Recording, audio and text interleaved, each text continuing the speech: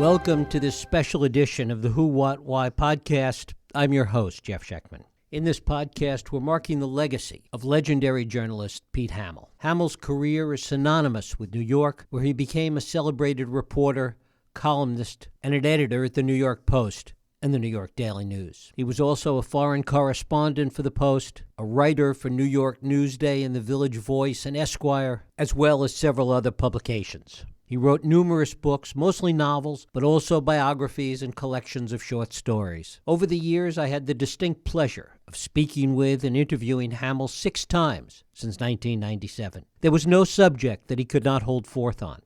Our discussions involved subjects ranging from immigration to tabloids, the lexicon of news to urban America, and even Frank Sinatra. This podcast includes some lengthy excerpts from 3 of those conversations. First, in a conversation from June of 2011, we talked about tabloids, the state of news today, and the way in which tabloids stitch communities together. Our second conversation in this excerpt is about why Sinatra matters. Hamill argued that it's not possible to understand the country without fully understanding the music and personality of Frank Sinatra. Finally, in what was my very first conversation with Hamill from May of 1997, just after the publication of his book Snows in August, we talked about immigration, the misguided power of television, and the story of a boy growing up in New York in the late 1940s.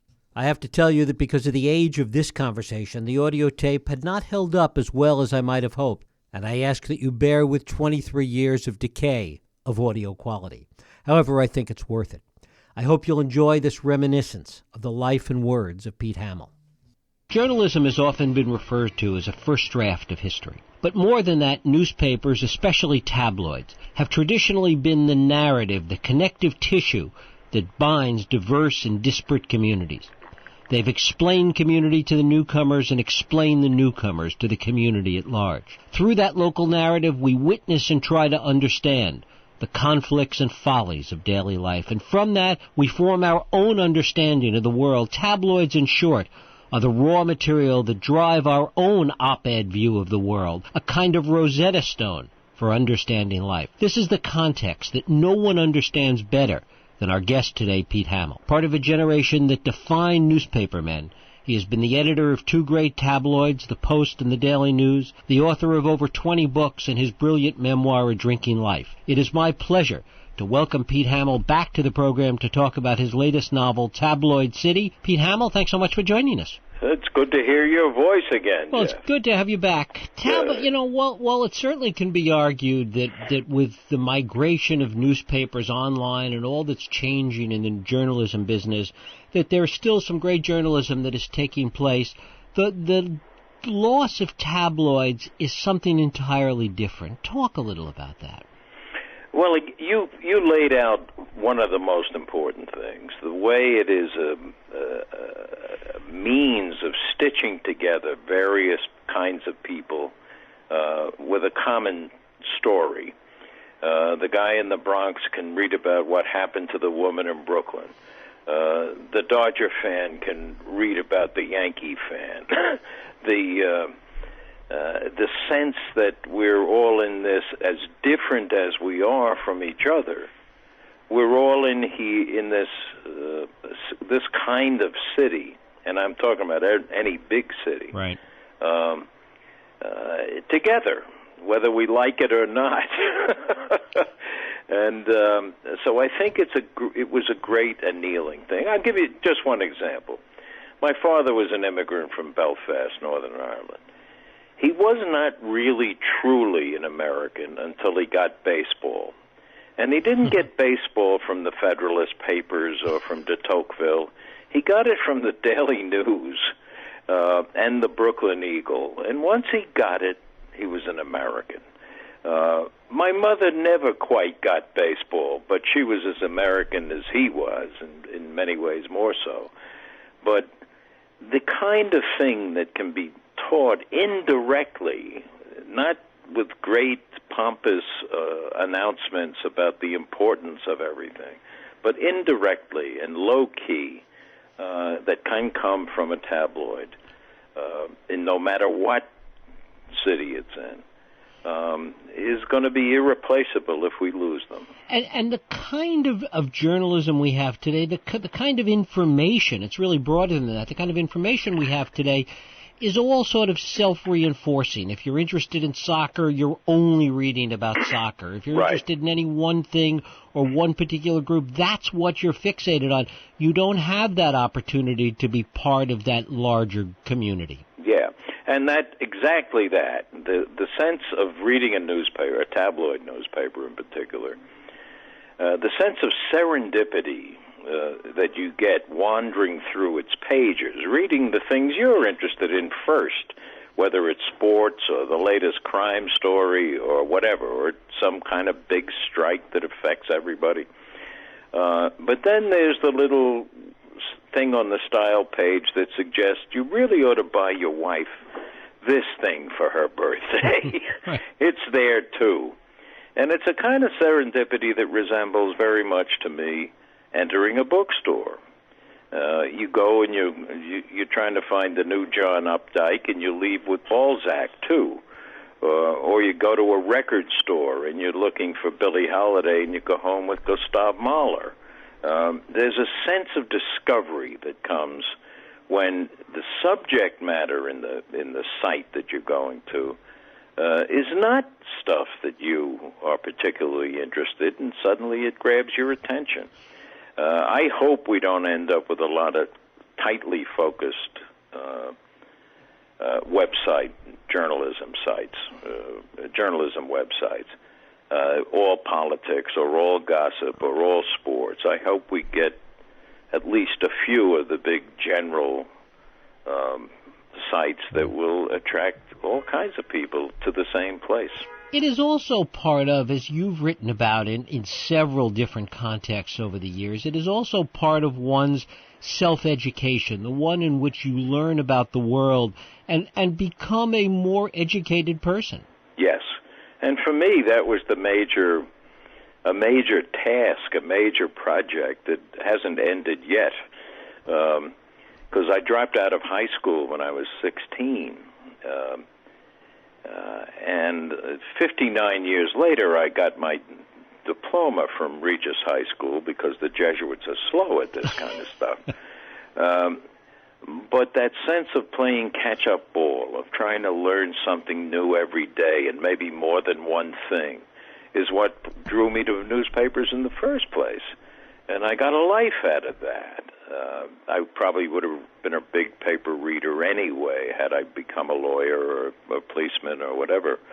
But I think that sense of being surprised, of coming across something you didn't know until 3 minutes ago, is the kind of thing that I think we all need to make us feel like we're in a place that's dynamic, that also has a past, that also has a history, where acts do have consequences.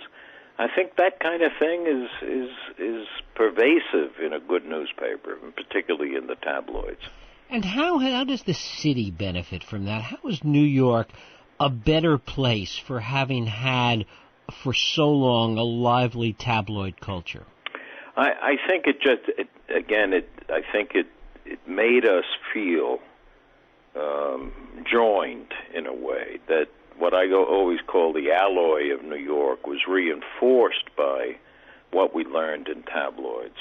The sense of diversity, the sense of ethnic and religious diversity in which people are really dealing with the same things. There was no big difference among one religion or another, or one ethnic group or another. They became New Yorkers by reading these particularly tabloids, which when I was a kid was 2 cents a piece, and whose genius was that you could read them on the subway without doing an act of contortionism to get the big broadsheet bent at a proper angle to be readable. Right. The tabloid was the creature of the subways, so it was read primarily by the kind of people that use the subways, who choose to go under the traffic instead of through it.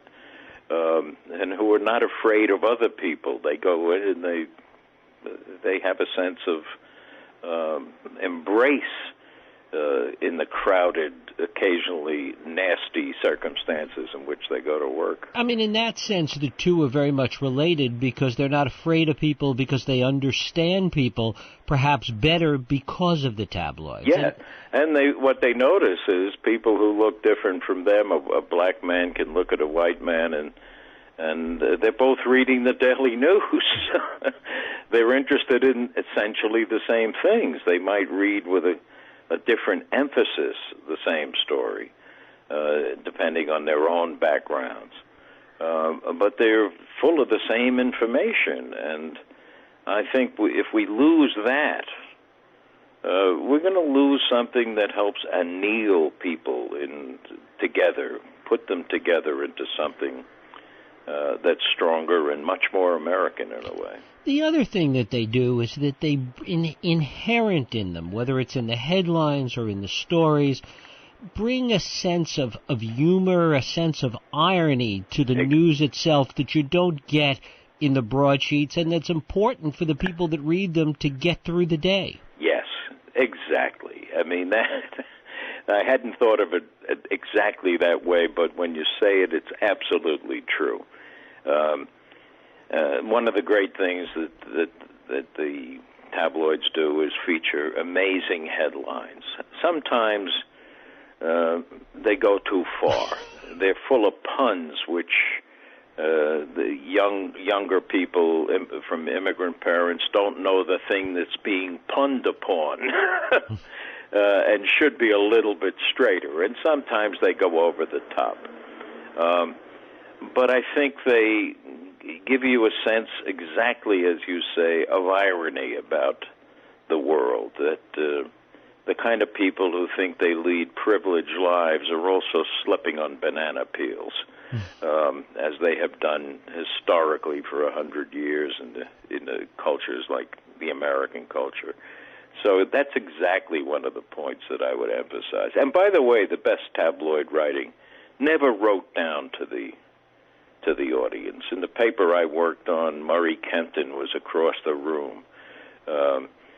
Nora Ephron worked there. There were people who could have worked almost anywhere else, but they loved the energy and the dynamism of a tabloid in a way, and the chance to work in the place that would allow them to be read by people that were probably totally surprised and shocked by what they might be writing. And that's a great way to have something vibrant going on in the context of a newspaper. Talk a little more about that, what it was like writing for these papers, in knowing what the audience was, and as you say, not writing down, I mean, the work you did, people like Kempton, Breslin, that really captured the essence of what you're talking about. Well, I think since Kempton had a slightly different background from Breslin and I, but we were basically, the reporters, and particularly the columnists who were kind of soloists in the band. They're not the band, but they get up and blow 8 bars and sit down. That we came from them. We weren't living in some isolated suburb or taking limousines to work or anything like that. We were on that subway trying to get to work. That I think they understood, that we understood, that we had empathy for the problems of human beings one at a time, not as some large group, not as left-handed Hungarians or some other great, weird sociological grouping, but as people one at a time. And I think from what people tell me, they miss that kind of journalism in a way already, even though there are still some very good people practicing it. The other theme that runs through Tabloid City, and it is something related to what we started talking about in terms of tabloids as a kind of connective tissue, is that no matter how busy, no matter how crowded the streets may be 24/7, that there's a kind of pervasive loneliness that a lot of people feel. Yes, that's that's the main emotional thread through the whole book. What happens to the solitary in the most crowded city in the United States? And I try to provide some of the answers. Sometimes solitude can drive people crazy. I have an amateur jihadist in the book, and I was inspired by a quote from the underwear bomber who moaned about his loneliness before he ever started mentioning jihad. There are other people who are consumed by loneliness. It's like a huge hole in their guts. And then there's others who embrace solitude, who find it warm and nourishing. And there are characters like that in the book. The woman herself who was murdered understood that as long as there were books on the shelf, she was never alone. She might be physically alone, but she didn't have any of the isolation that comes from being alone, can come from being alone. So that's very perceptive, Jeff. That was the thing I wanted to do without turning it into an essay. I wanted that sense of the solitary moving through a crowded city and what it means to us. And as you ride those subways and look around the city, is the diversity still the same for you? Do you still look at it in the same way today as you did, say, 30, 40 years ago? It depends on the decade. I mean, things have, there was a time when we had run out of the immigrant stream. And when they came back in the 70s, they began to help change the city for the better again. So there were different sort of looks and feels in the subway. But I think it's as diverse today. I get on the subway going downtown, and there's, working people. There's people with bridgemen's boots and helmets, and there's three stockbrokers yammering away at the end of the car, waiting to get off at Wall Street. So I think the class diversity is amazing. It's not that people ride the subway as if they're slumming. They want to get somewhere fast by going under the traffic instead of getting stuck in it. So I find it, and a lot of students, by the way, more students than I remember when I was a kid, and the students are all reading. Now, there's a lot of people reading iPads, various devices. I can't imagine some of the guys that I see sitting there are reading Madame Bovary, but they're reading. Right. And I hope they move on to read something even better as they grow up a little. Pete Hamill. Pete, it is always a pleasure. I thank you so much for spending time with us today. Thank you, Jeff. And next is my conversation with Pete Hamill about Why Sinatra Matters from October of 1999. My pleasure to have Pete Hamill here on Morning Edition. Pete, good morning. It's a pleasure to be back. It's a pleasure to have you here. First of all, why does Sinatra matter? Well, there's a complicated series of answers to that, but most of all, it's this. The music was an essential part of the popular culture of this country for almost 60 years, and that you cannot understand the country in this century without making an attempt to understand that music, what shaped it, what formed it, why it was unique, and what made it different. And I think that study will go on for a while. Beyond the music, and we'll come back and talk some more about that, what about the idea of Sinatra as this pop culture icon and what he represented for that period of time? Well, I think the icon derives from the music. Obviously, if he had been a restaurant owner or a businessman, it wouldn't have been the same thing. But as an icon, he had all kinds of social consequences. For example, I think he and several other people, Joe DiMaggio and Fiorello LaGuardia, were responsible for changing forever the stereotype of Italian Americans and Italian immigrants, particularly the stereotype of the first 30 years of the century. Once Sinatra appeared, the organ grinder with the monkey vanished from the mythology of the country. The life with Luigi, fractured English, please don't squeeze the banana stereotype vanished with Sinatra's arrival. I think that was a major change. The other change was that he was, in fact, socially active politically from almost the beginning of his career. No accident, since his mother was a Democratic ward heeler in New Jersey, but he was in the White House supporting Franklin Roosevelt in 1944 at a time when almost no major American stars had a political identification. They wanted to be all things for all people. He was not afraid of being who he was, and that was new and different. So the icon part of it, the later part of it, the Rat Pack, all that stuff, is to me minor compared to those other major impacts that he had on the country. In terms of his appeal throughout the world, really, wasn't he really one of the first in terms of an American pop culture that became exported throughout the world as well? I think that's absolutely true. And one reason was that he was the first American pop culture person to find a sound and a voice that came from cities. And as the United States urbanized, and as the rest of the world urbanized, he represented that. When he would do a concert in Rio, or a concert in Santo Domingo, or in London, or in Tokyo, even if the words were not fully understood, that sound that he evolved, primarily with Nelson Riddle, was an urban sound. It was stoic. It was not sentimental. He managed to take songs with essentially banal sentiments and wring the sentimentality out of them and add a quality of the stoic that made that sound something with which you could live in a city. And I think that also was very crucial. That's what propelled him out into the world stage, in addition to his showmanship and his charm, his public charm.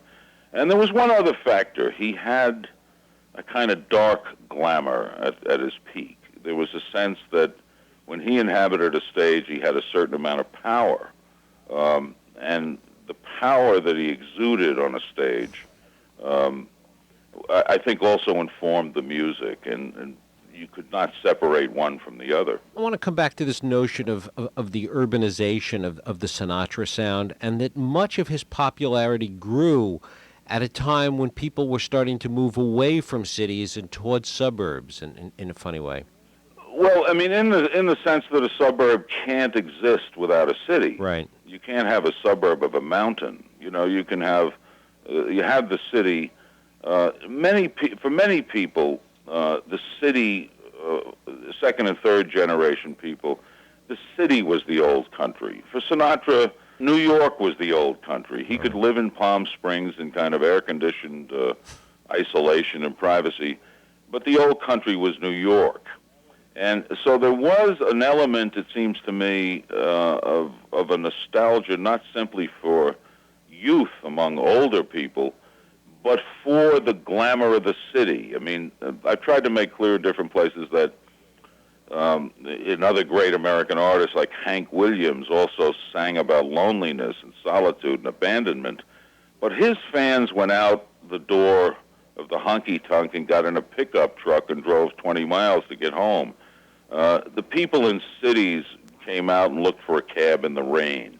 And that quality, I think, is in all of the best of Sinatra. He made some terrible stuff, too, as any artist who's very prolific always does. But he was essentially an urban character, no matter how far he personally strayed from cities, and no matter how far his original audiences, and I think there are a number of audiences for Sinatra, no matter how far they went from, say, the old neighborhood, they carried Sinatra with them wherever they went. You mentioned the Rat Pack and that period a little while ago. At what point did Sinatra take on that, what sort of goes with that, the iconography we talked about, become a role model? I think he did show a way in the 50s, after the comeback for men to be, that it was possible, and particularly when he was between marriages, and to have a lot of women, to have a great, enormous style, to be very good at what you did, that was at the core of what you did, and to have some laughs, too. And I think that was part of it. I mean, there were people who did want to grow up and be Frank Sinatra and run around with Dean Martin and Sammy and all that. I wasn't one of them, but I could see the attraction of it, the allure of it, the sense that even if you were 40, you could still hang with your gang from the corner, even though that was no longer the gang from the corner, it was something else. And I think it really did, particularly in the 1950s, the sort of Eisenhower doldrums. It did have a kind of rebellion attached to it in a way that later looked very mild and kind of quaint. But there was a defiance of convention. You looked at the Rat Pack and said they don't get up at 6 o'clock in the morning, eat breakfast, and go catch a train to go to work in an office. They're living a different way. There was a kind of coolness, a kind of hipness that Sinatra represented, it seemed. What was that about?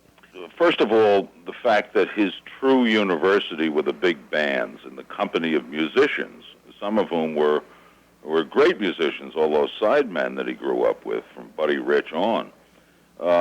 And the hip sense of, and I use the word in the sense of knowing rather than fashionable, that was passed on by musicians to him, included irony, so that you could take a song and sing a song, and there was an attitude that said, "Look, I realize these words are essentially adolescent in their core, but if I add irony to them and a kind of a sense of rue to them, they still have some meaning, even though the emotions themselves should belong to 20-year-olds. Here I am at 30, and the hurt still hurts and the pain still is pain." I think that sense of the irony, which also is a product of cities, informed all that music. And once he got it, once he arrived at that, it lasted him the rest of his life. Talk about some of the key influences in Sinatra's life. Well, I think you have to always start with his mother,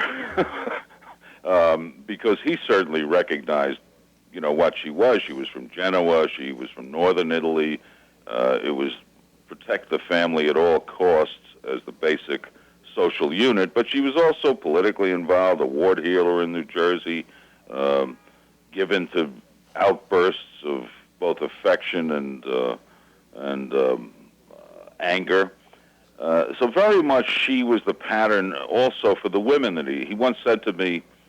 He said, "My mother was the kind of woman in the bar where she ran a speakeasy. She kept this little bat, and when I misbehaved, she would hit me with the bat and then hug me to her chest. And I married the same woman every time." He had that kind of insight into his own personality and how it was shaped. But the big shaping forces were, the immigrant experience, which itself set him off separately from, say, Bing Crosby. And then Prohibition and the Depression. You cannot understand Sinatra and that entire generation without knowing what Prohibition was like, where it was almost, being the dumbest law ever passed in the United States, it was almost your patriotic duty to defy it. And it put whiskey into the lives of almost everybody in the generation. And the Depression, where the lack of things, the lack of material things, in some cases the lack of hope, hurt a whole lot of people and also toughened them. The toughness of that Depression generation ended up being in the toughness of the Army in the Second World War. Sinatra did not serve, but that generation had a toughness to them because they'd been tempered by the Depression. They'd known what it was to not have. So by the time they got to the 50s, they celebrated and exulted in what they did have. There's some people that say that Sinatra was really sort of the precursor of the decade of greed. I think he would have thought that that the money that he had later on, which was earned absolutely from his talent, was a form of reparations. That if you've been poor and deprived, and he was not bone poor, he was certainly. But if you've had doors closed that you forced open, and you ended up triumphing after a period of terrible collapse, both in his career and his private life at the time of Ava Gardner in the early 50s, that you exult in it. He was also, and it was noted everywhere at the time of his death, amazingly generous. You don't find a lot of people benefiting from the wealth of Donald Trump, other than Donald Trump. Right. Sinatra helped his friends, and he helped strangers. The things that I've read that people have written about him, when I say decade of greed, not so much in terms of his generosity, and he was tremendously generous from everything that we understand, but just in terms of self-absorption. Well, I think if he had not been a singer and not become a star, he probably would have been self-absorbed anyway. He was an only child in a neighborhood of large families, and within his own household there was the continuing struggle for identity that comes with immigrants. The mother from northern Italy, the father from Sicily, that itself created a tension within the household, so that the son of that kind of a union would have to be walking around saying, who am I? Why am I here? What am I supposed to do? I think the self-absorption would have been there whether he became a star or not. But the understanding and insight that kind of absorption gave him also made him a great communicator. How did Sinatra deal with becoming a movie star? Well, he never, unfortunately, in the movie part of his career, he never worked as hard at that as he did at the music. He made some terrific movies, including some of the early ones, like On the Town, where he showed he could even dance if Gene Kelly abused him hard enough. But he made other good movies, Manchurian Candidate, Man with a Golden Arm, etc. But most of the movies, to me, look like a walkthrough, an engagement, a contract. You don't get a sense that it was all or nothing at all in whatever movie it happened to be. And he was notorious for trying to do things in one take and then leaving. I don't think the movies are the way to judge him particularly, although in the music he did work almost like an actor, a great actor does, to go and take a role and a part and then inhabit it, find something autobiographical, something that touched and moved him in order to make it work. But in my opinion, I think he did that much more successfully in the music than he did in the movies.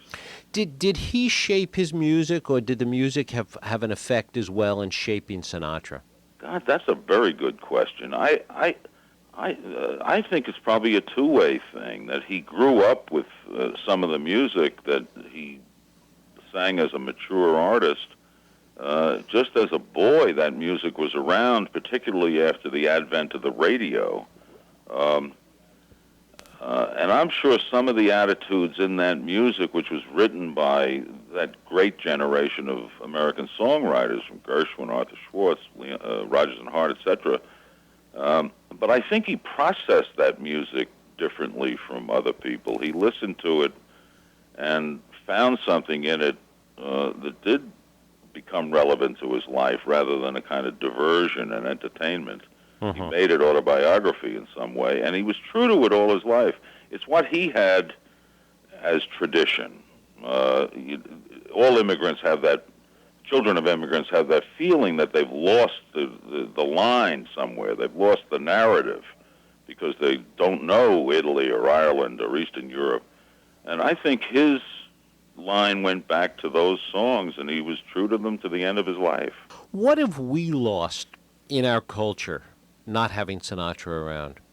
Oh, it's like hearing that Mont Blanc was not part of the Alps. I don't think you can even consider it. I don't think he was the only pop singer of this century. Certainly, in terms of impact, Elvis had just as much of an impact as Sinatra did in a totally different way. But I think if we had not had him, it might have been a different culture, because he created an archetype, the tender, tough guy, that was simply not there before. He created a kind of urban diction that came through that music that even changed the way a lot of people talked. And he gave he presented in the way he lived a kind of style, as you said earlier, that some people emulated. So it would be hard to imagine the century without him. As you started looking back on the Sinatra life, was there anything that you look back on and that you were surprised by?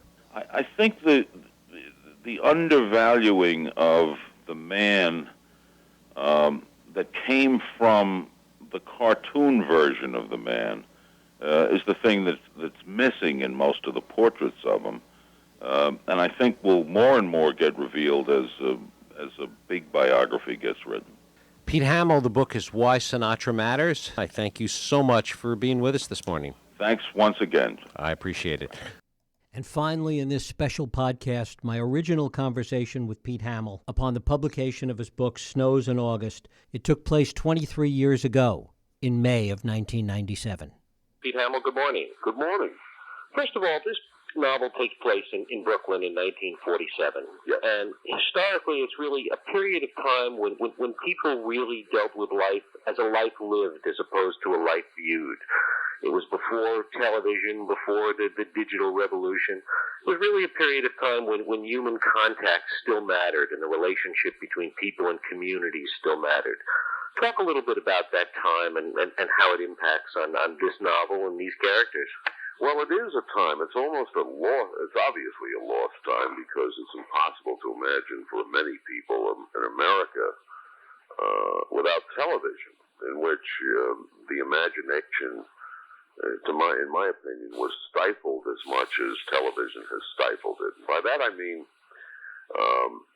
when I was growing up in that period, we took our entertainment from books, from radio, and the occasional movie. Now, it was impossible to imagine sitting at home the way people now do and watching entertainment 6 or 7 hours a day, 7 days a week. You provided your own entertainment. And we read for entertainment. We read not just because a teacher assigned us a course in something, but because that was where we met the Count of Monte Cristo. That's where we went with Long John Silver to Treasure Island. That's where we went with Bamba the Jungle Boy to the Giant Cataract. In my opinion, I think that period fed the imagination of Americans in a much more powerful way than taking the secondhand images of television and its variations. Even MTV, you look at it, and I don't think people feel the same way about things they now see on MTV the way an earlier generation listened to Bob Dylan or to the Rolling Stones and so on and created their own images. So in many ways, the book is about the power of the imagination. The boy, who's a Catholic boy, learns from the rabbi who is from Prague about Europe, about the myths of 16th century Prague, about the possibilities of creating living human beings through the power of words from the Kabbalah, but words. I don't think that it would be the same thing if the book was written in 1967. Right. It would be a totally different story. And more than just reading, it was also learning. I mean, it's really about the curiosity of these two characters and how they come to learn about each other through their relationship and through the events that develop between them. So different from the world that we live in today. I think that's true. The rabbi is trying to learn about America, and he uses the agencies that are important. That means that he doesn't have time to read de Tocqueville, but he wants to figure out whether shortstops are short. He's trying to learn through baseball the sort of key to what this thing is, this American thing. And the boy is, I think, both for me in real life when I was a Shabbos goy in a synagogue in my neighborhood of Brooklyn, The boy is doing what boys are supposed to do, which is to break out of the parish, to break the bonds of the familiar and the parochial, to find out what is the world, what is going on here, who lives here, why do people do things to each other like this, and what is there about living a life that is exciting and full of imagination as compared to the sort of dismal gray that a lot of people end up with. It's also about possibility. It's about a time in America when there was a lot more optimism about what human beings could accomplish and what individuals could accomplish, but what they could accomplish not just as individuals, but being part of a community. And one of the things that's so powerful, I think, in the book is this sense of community, which really is, it really brings into bold relief how we've lost so much of that today. Right. And when you're talking about community that way, it isn't as if there was some golden, sentimental place. As I make clear, there were good guys and bad guys, and people in the middle, and people with laughs, and people with tragedies that they were carrying around with them like baggage. But I think that being in that kind of community allowed you to read other people as if they were a text. Right. You began to know them. You were with them long enough to know something about their character, something about how they behaved in a crisis, something about humor and the way humor is used to help get you through the day, often in dismal circumstances. But that particular period, right after World War II was over, in neighborhoods like this all over the United States, there was this amazing unleashing of optimism, because it wasn't just that World War II had ended. It was that the depression that preceded it had ended too. So that a 15-year period in which the promise of the American dream was often denied to a lot of people for economics and other reasons, was beginning to break open.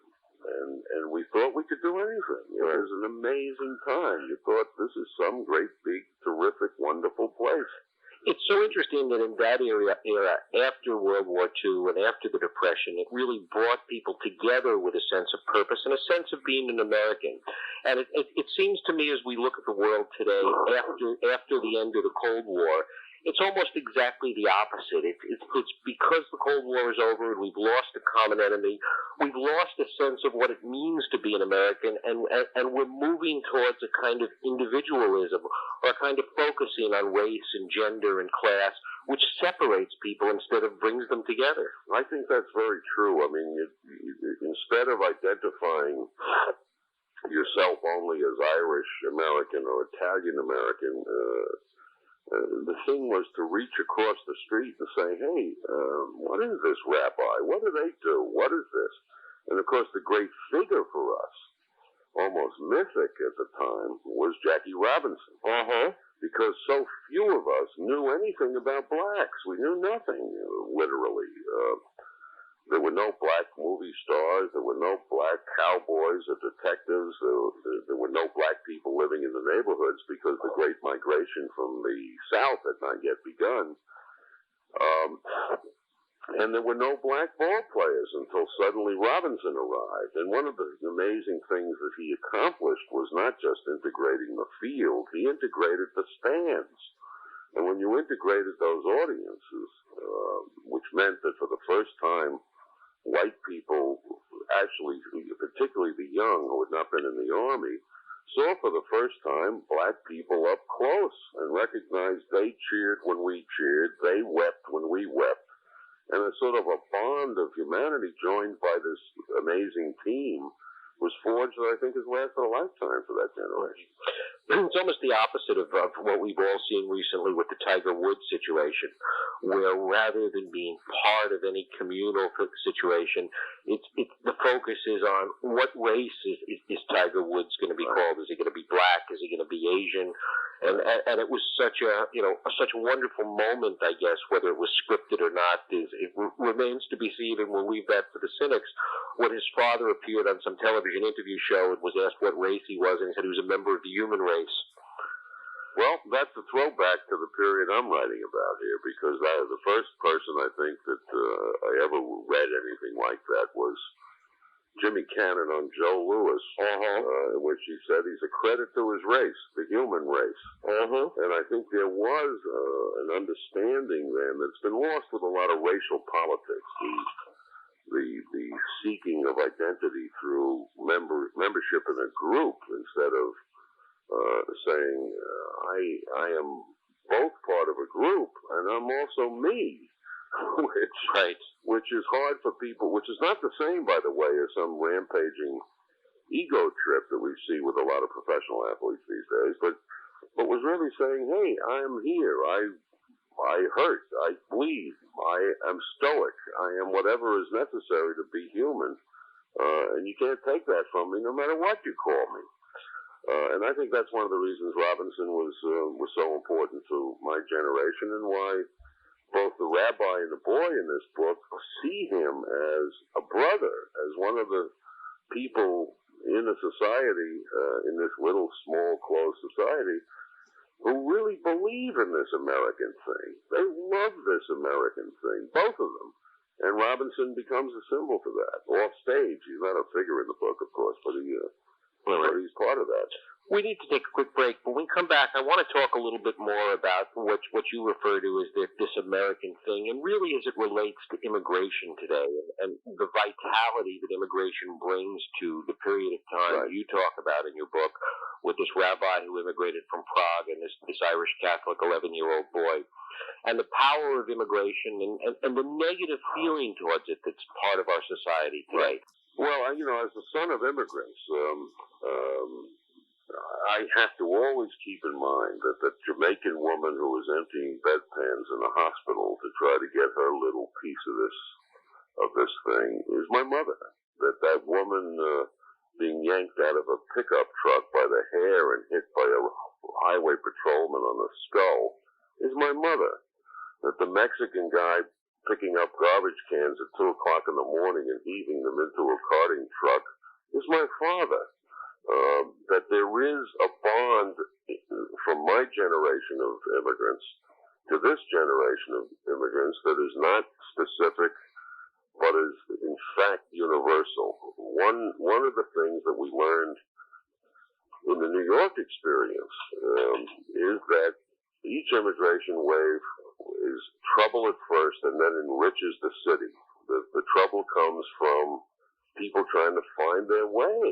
I know as editor of this newspaper, one of my tasks is to explain these immigrants to the city at large, and to explain the city to the immigrants. I have to do that. If I don't, I betray my own origins, but I also make life more difficult. And I think a lot of the fear comes, a lot of the problem comes from fear, the classic fear of the other, of the stranger, of someone from the other tribe who suddenly is at the edge of the clearing while we're cooking our meat over the fire. The great generous people who made this country said, come on, have a seat, try the ribs. A lot of other people started throwing stones at the guy on the edge of the campfire. And I think we betray ourselves as a country if we don't stand here with a sense of welcome in our hearts. And the reason is that we enrich ourselves. You think of and there's all this nonsense about multiculturalism and all that, and a lot of it as one reads your novel, one gets very depressed about all of that, because the real multiculturalism is, it seems to me, and it comes out so profoundly in Snow and August, is the mixing of cultures. Yes, exactly. I saw a headline in El Diario, the Spanish paper, here the other day. The headline was, Otro caso de chutzpah in El Bronx. Another case of chutzpah in the Bronx. Chutzpah, this Yiddish word, has been appropriated in the Spanish language newspaper as part of the common language of the city. Just as, pasta was absorbed by Marco Polo on his trip to Asia, brought to Italy, where tomatoes freshly arrived because of Cortez from Mexico, ended up creating spaghetti and meatballs. We have, if we're open to things, an ability to appropriate the best of other cultures and their humors, their music, their cultures. I think that's what's lying there for us. And this boy discovers through trying to learn Yiddish, he learns about his own language. He learns about the codes of language because he knows a little bit of Latin from saying Mass. That there are all these words, and that the words themselves have a magical quality, and learning them, in fact, expands your existence as a human being. It doesn't narrow it. It makes it more open. So I would hope the open part of it is what when we approach this new immigration wave, that we have in our hearts at least. Doesn't mean that you invite the entire state of Oaxaca to come and live in your house. Right. It's not going to happen. I don't mean that. But one of the things that's sad is the people in America today that won't have that experience. Now, certainly the immigration in places like New York or Los Angeles or Miami, for example, the immigration is still going on, and it's still a powerful force, whether people want it or not. Right. It still has a very dynamic effect on these urban environments. But on the other hand, we have the vast majority of the country where the flight is towards the suburbs, towards individualism, trying to avoid any contact with anybody other than their own racial or ethnic group. And it seems to me a very sad loss for the American experience. Right. I think you deprive yourself when you do that. I don't want to live in a place where the only restaurant is Wendy's. You know? With all due respect to Wendy's, I also like Pedro Paramo on 14th Street, where I can get enchiladas suizas and have a good time. And I go to Wendy's the next night. I like the diversity of it, the Catholic experience, small c, that really comes from a diversity of people. What all of these things are about is drama, about human experience, and people, as I said earlier on, people living life as opposed to just being spectators and observers. Yeah. And there's no better example of that than your novel, Snow in August. And Pete Hamill, it has been a pleasure and a joy to have you as a guest this morning. I thank you so much for taking the time. Thanks. You're taking